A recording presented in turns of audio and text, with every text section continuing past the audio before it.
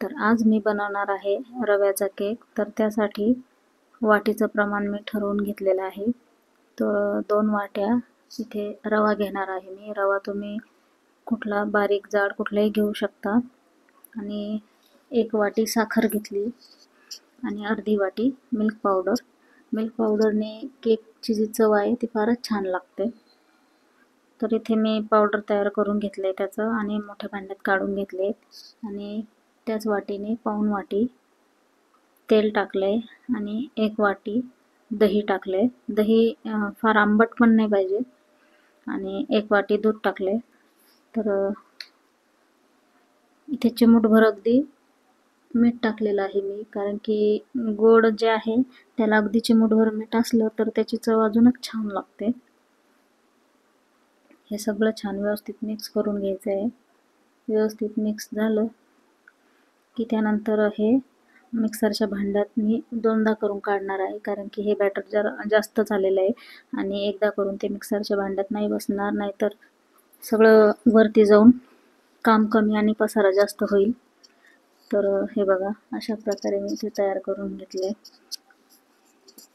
आणि 10 मिनिटे आपण त्याला तसंच ठेवणार आहोत।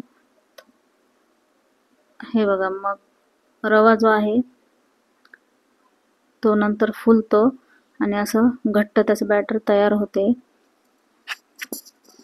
तर त्याला आपण थोडं थोडं दूध टाकून त्याची व्यवस्थित कन्सिस्टन्सी करून घेणार आहोत। हे बघा, अशा प्रकारे सगळं छान व्यवस्थित मिक्स करून घ्यायचं आहे आपल्याला।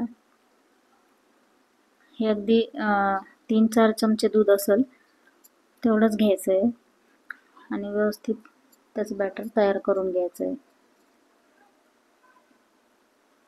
हा रव्याचा केक ना तुम्ही 4-5 दिवस सुद्धा ठेवू शकता। लहान मुलांना तर आवडतोच, तर तो तुम्ही डब्यालाही देऊ शकता मुलांना।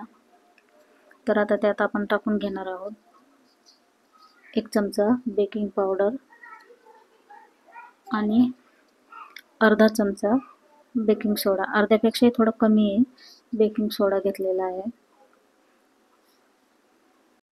आता हे सगळं मिश्रण छान व्यवस्थित एकत्रित करून घ्यायचं आहे आपल्याला आणि एकच डायरेक्शनमध्ये फिरवून घ्यायचं आहे।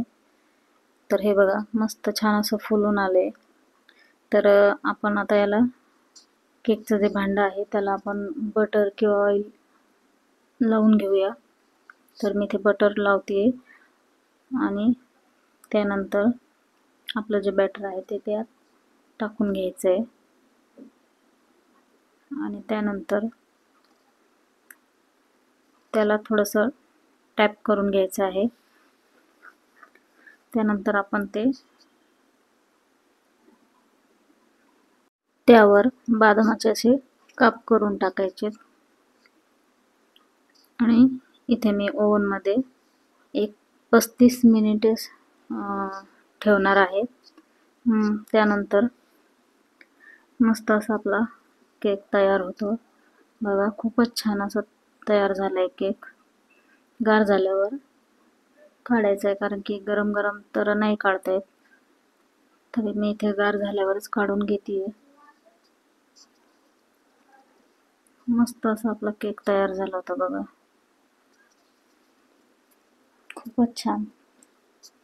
तर मी तुम्हाला आता हे कट करून दाखवते। हे बघा, मस्त असा टेस्टी केक आपला बनून तयार आहे। खूपच छान टेस्ट होती याची। तर तुम्ही हे एकदा नक्की ट्राय करून बघा आणि चॅनलला जर सबस्क्राईब केलं नसेल तर सबस्क्राईब करा आणि रेसिपी आवडली असेल तर व्हिडिओला लाईक करा। तर तुम्ही एकदा नक्की ट्राय करून बघा, हा केक खरंच खूप छान लागतोय खायला आणि 3-4 दिवस तर सहज टिकतो। मस्त असा आपला केक तयार झाला होता बघा, खूपच छान। तर चला, रेसिपी आवडली असेल